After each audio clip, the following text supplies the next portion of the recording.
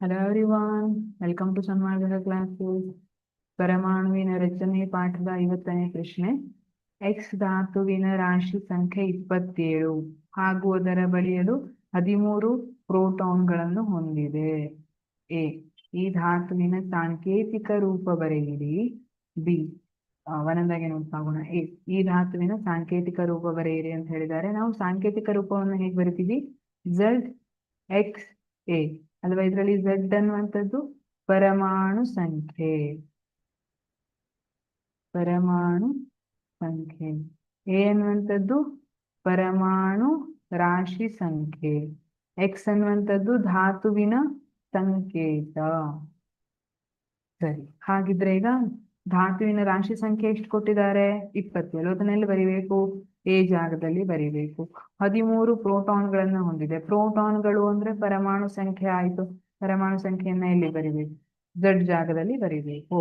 ಹಾಗಾಗಿ 13 ಎಕ್ಸ್ 27 ಆಯ್ತಾ? ಹೌದು. ಬಿ. ಈ ಧಾತುವಿನಲ್ಲಿರುವ ನ್ಯೂಟ್ರಾನ್ ಮತ್ತು ಇಲೆಕ್ಟ್ರಾನ್ಗಳ ಸಂಖ್ಯೆಯನ್ನು ಕಂಡುಹಿಡಿಯಿರಿ.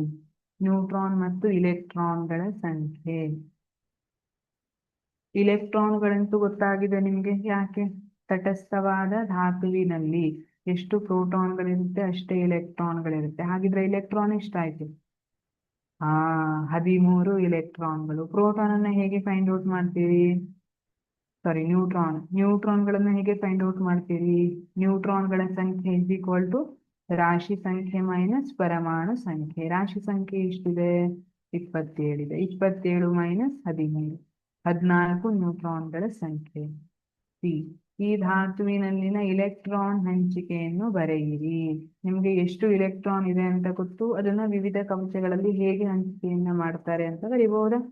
ಇಲೆಕ್ಟ್ರಾನ್ಗಳ ಸಂಖ್ಯೆ 13, K2L8M3 ಅಥವಾ 2,8,3. ಈ ರೀತಿಯಾಗಿ ನಾವು ಇಲೆಕ್ಟ್ರಾನ್ಗಳ ಹಂಚಿಕೆಯನ್ನ ಬರಿತೀವಿ. Thank you.